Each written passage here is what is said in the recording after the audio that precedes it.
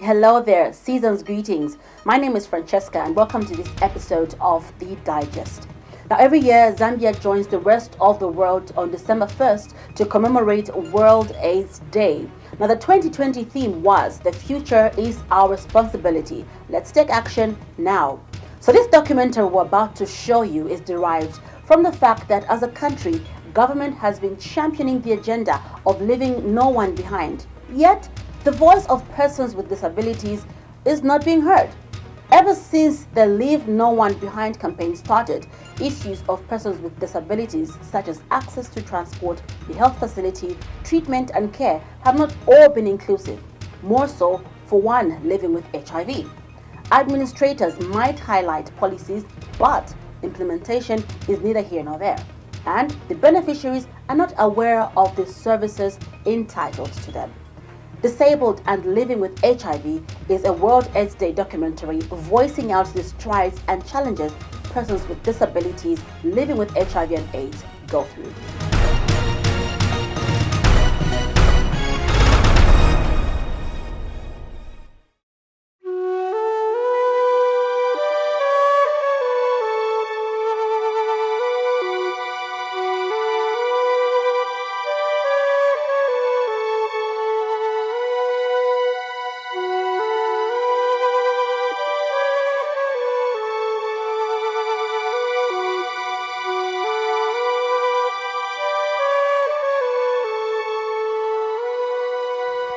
Esnart Mucheleka is HIV positive and a person living with a disability. As a child, she was always in and out of hospital, and at the age of 11, she was diagnosed with TB of the bone and later tested HIV positive.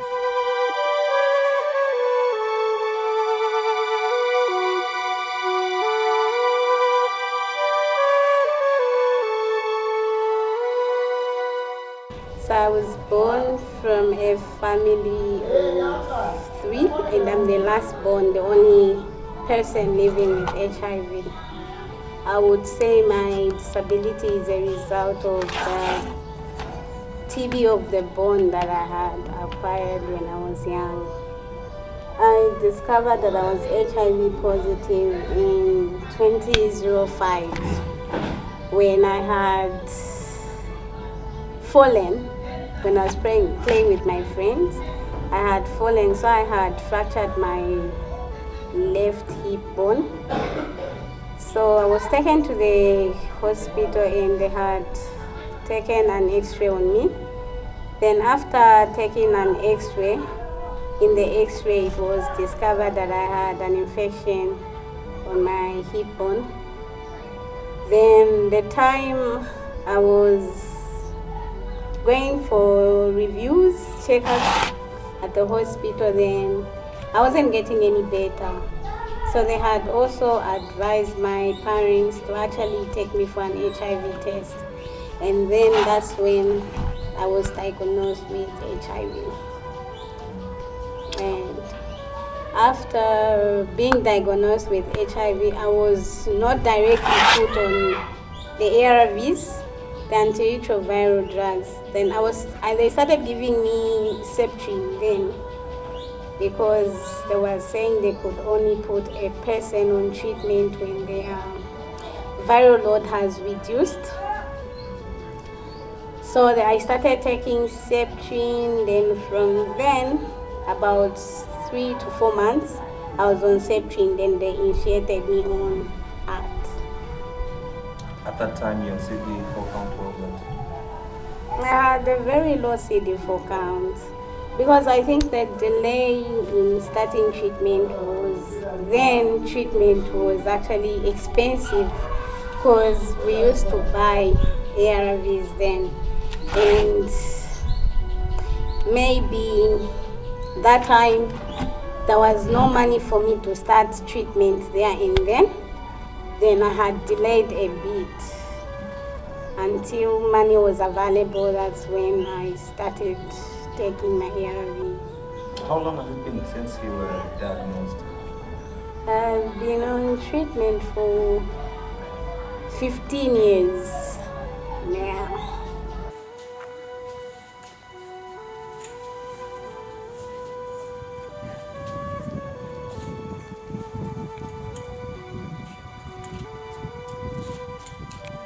Another person who got disabled as a result of taking antiretroviral medicine is Julius Cachi, who has been living with the virus for 17 years and is now volunteering at Chongwe Health Clinic as a psychosocial and HIV and AIDS counselor. HIV versus disability, basically, you find that HIV is a medical condition, and that medical condition, you will find that it affects the immune system. It affects the immune system, and the immune system basically is the one which helps our bodies fight and protect it from infections. Now, basically, you find when somebody has got HIV, most of the body functions are affected because of the immune system, which basically protects the body. So you find HIV causes some disability-related conditions in people. I think, like the cases in me. Basically, I think I was just fine. I was an able-bodied person. Yeah, until the time maybe when I discovered that I had HIV, and then When was that? that should have been somewhere in 2001, 02. Yes. So basically, I think that time treatment wasn't in the government facilities. I think it started coming into the government facilities, being rolled out somewhere in 2003.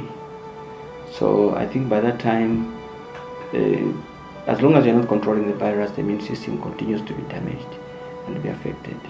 So I think I'd gone down health-wise, and then until the time when I was put on the government scheme, on the government art program. When were you put on the That should have been in 2003 August.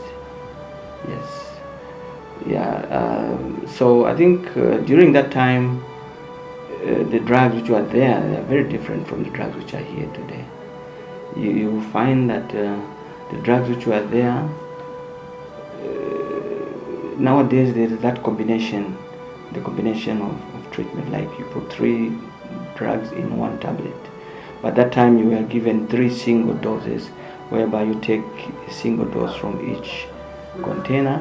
So basically there was one drug, I think, which was quite notorious, affecting the nerves, and it was called Tabudin, because it started like a numbness, in my peripherals.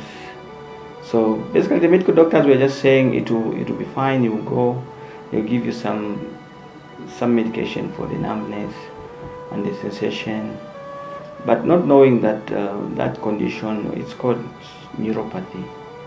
I think it was getting worse, and if anything, especially if the virus is not controlled, it creates complications in people living with HIV, where you will find,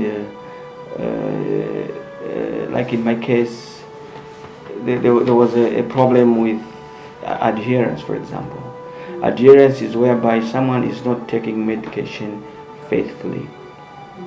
I think it was at a time where we used to buy it at 40,000 before rebased. So I think out of ignorance, without proper counseling, without proper adherence counseling, you find some people who take it that, I've bought these 30 tablets, then let it extend into another month. You get what I mean? So basically, I think there was such naive until the virus was not being suppressed. So as long as the virus was not being suppressed, the nerves were continued to be damaged, until I think it came into a paralysis situation, where I think I was unable to walk, I was unable to stand. Which year was that? That was about 2007. Zambia is the 7th country to attain the 90-90-90 target of attaining HIV pandemic control, and government attributed this to the Universal Health Coverage Program. But can we compare universal health coverage between persons with disabilities and living with HIV and persons without disabilities yet living with the virus? My comparison is that I think at that time there wasn't adequate information in terms of maybe how ARVs work, in terms of adherence, in terms of viral suppression, that when somebody is virally suppressed, the immune system and quality of life improves. And once those are improved, I think very few complications come, because basically once the immune system or the HIV virus affects the body, most body parts are affected. You find some even have cardiovascular situations, some have got sensor situations. For example, I remember at some point because the neuropathy was the one which was affecting my legs, my hands. At some point, I think I developed tuberculosis. So there was that combination of tuberculosis treatment and heart treatment. So because of that combination, my optical neuropathy was affected, and then I went like partially blind. That was in 2008, October. I think I recovered my sight somewhere in May. My experience has never been bad, I may say, because I grew up a child who was too confident with herself, and I could not really see it as a barrier for me. And yeah, people would talk here and there, but without even paying attention to what they were saying, life moved on. On my part, I would say no, because basically I think I know what I want in terms of my rights. And then, but there are some people who live with disabilities who may not know their rights. Because me, for example, when I'm being stigmatized, when I'm being discriminated, I am able to tell. And then definitely I can challenge that healthcare provider or that healthcare worker. So if I see certain things wrong, I would actually confront the healthcare providers about the services that I receive. But speaking on behalf of somebody who's unable to do that, I think they find it a challenge, where most of these facilities are not disability friendly user for people living with HIV and the disability. You would find that certain facilities are actually, they accommodate people living with disabilities, and certain facilities would not really accommodate them, because you would find that many of the time a person living with HIV and a disability are sidelined to certain services. So you end up going to a facility where you spend a lot of time, because sometimes it wouldn't actually be easy to move from one place to the other, and then you would take a longer time of you accessing the treatment service that you've gone there for. Meanwhile, they mostly concentrate maybe on someone who's able to say, if they are taught to say, move to this place, they're quicker in movement. Yeah. For example, you'll see that the ARVs which have been provided by our government, for example, for the visually impaired, they don't have those braille where they can be able to tell this is this bottle or this bottle. So if somebody is not giving adequate or proper, accurate information, then those people will be very difficult to tell. We had a problem of, for example, when COVID came around, and then we had a stock out of TLD. The TLD is one of the newer drugs which is on the system, which was trying to come after Atribla. Yeah, Atribla is a combination of efavirenz with the other tenofovir and lamivudine. So TLD, I think when COVID came, I think we had a stock out. So people were transitioned back to Atribla. At police level making, you find that maybe people living with disabilities are not adequately engaged or involved in policy making. So you find that at that level, you find that when it's being implemented, it is very difficult because, for example, you find that some infrastructure, for example, you are trying to see the clinician, you are trying to go to the pharmacy, some infrastructure is not user-friendly. So there are some who understand the situation, who can help you or help us as people living with disability, and there are some who don't do that. So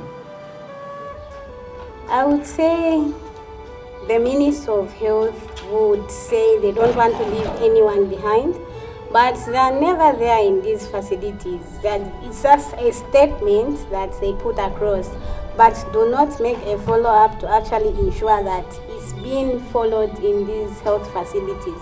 So you would find that, yes, the Minister of Health, the President has spoken to say they don't want to leave anyone behind, but the attitudes that we find in these health facilities is different.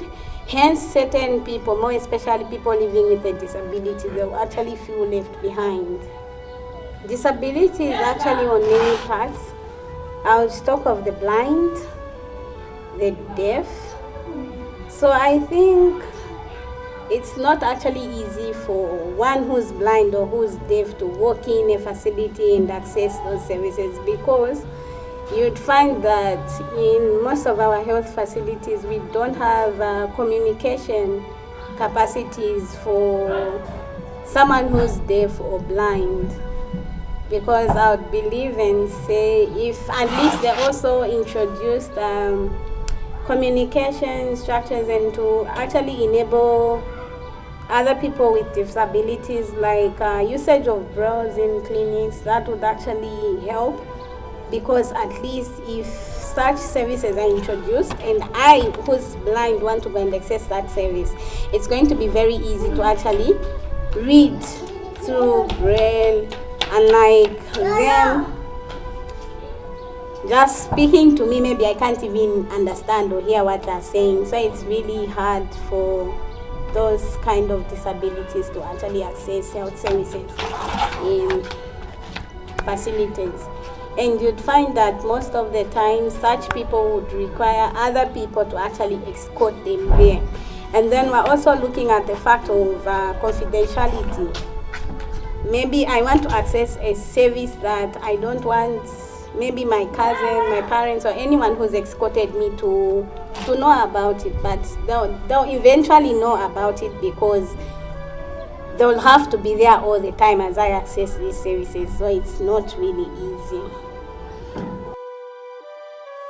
I feel it's not only the healthcare providers. I think it's even in our communities. Many are the people who think that a person with a disability cannot have any issues with their sexuality and all that.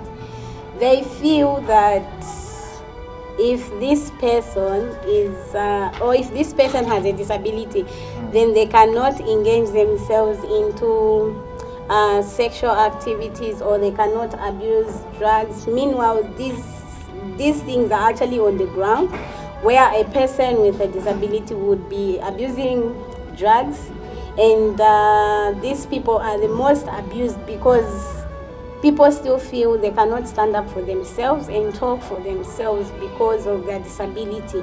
So people would also still abuse them in certain ways, and they're also people. So it's obvious they also go through sexuality issues. Would you say a person with disability is highly exposed to HIV? Yes. They are highly exposed because people will mostly take advantage of them, and they are unable to defend themselves. So anyone would take advantage of such a person because they feel, okay, even if I did this person cannot go anywhere. And you'd find that most of them also have a high number of people living with a disability have got sexually transmitted infections, and them going to a facility to actually go and access a service that will help them in that situation is going to be very hard. our colleagues who depend on sign language, if they don't have proper information, for example, in terms of prevention, intervention or strategies, they would not know that this is what is obtaining, this is what's happening. So they will just go into the risky behaviors or the risky situations which will make them vulnerable to HIV infection. There are gaps in these areas. From the data, in as much as we don't have adequate data which is the disaggregated, whereby we're able to tell, but there are as many people who are living with disabilities as many who are able-bodied with HIV. Yeah, because I think at some point I remember one person living with disability went to the hospital, and then when the doctor discovered that she was HIV positive, and the doctor was like, "Do you have also HIV?" And she says, "Yeah, but I'm also human. The same feelings you have are the same feelings I have. It's just maybe the legs which differentiate us, or the eyes, or maybe the hearing part, but otherwise the same emotions, the same psychological, we have them as well." Most of the programs, you find that they are not disability inclusive. Yeah, because you find that, as I indicated, most of the policies, they are not adequately including disability-friendly services. So even at implementation, even at grassroots level, so some of those services basically are not adequately being accessed or being benefited by this community. We should also be involved in the campaigns, and then to also let our communities know, regardless us living with a disability, we should not be looked upon. And I would like people with disabilities to also take part in these campaigns.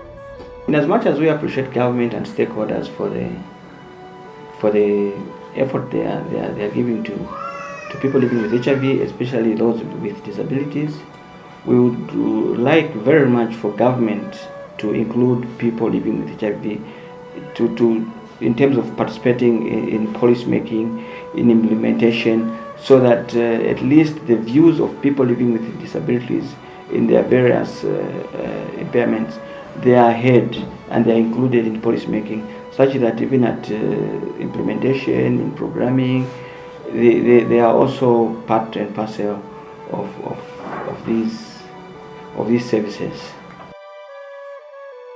Basically, the future is our responsibility. So if we are responsible for our future, we need to be working together as one. And the only action we can take is by being participatory in everything we do. And if we are participatory in everything we do, we are involving, and then things are disability inclusive, I think that by so doing, people living with HIV and those with disability cannot be left behind. But as things continue the way they are, I think, of course, complaints will continue coming, and then the gaps will continue to be noticed. Okay, first of all, I think that persons with disabilities are not like a one size fits. It's, you have a whole range of disabilities. When it comes to HIV, they are a vulnerable group.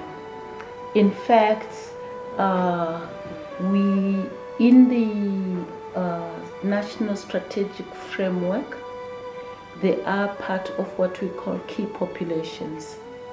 I think that obviously in the past we haven't done a good job, but I hope that this time persons with disabilities, in as far as the national response is concerned, will also be taken care of.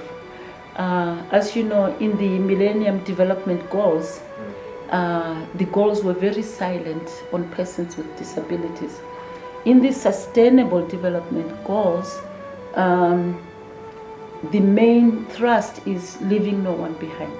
So if we are leaving no one behind, we should not leave persons with disabilities behind as well.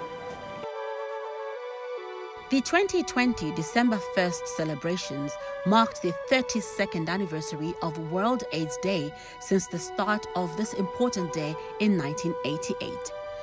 The future is our responsibility. Let's take action now was the theme. But as individuals, let's continue that momentum and ask ourselves, how can my actions support our end goal? What will the action look like? Here are some answers to those questions. Act on getting tested. If you are positive, act on getting treatment. If you are on treatment, act on staying on treatment to prevent the spread of HIV to others. If you do test positive, act to have your children and partners screened for HIV. Act to eliminate the HIV stigma by action, word, and deed by engaging in dialogue within your communities. Act on creating a tolerant community, one which supports those living with HIV regardless of their ability or disability.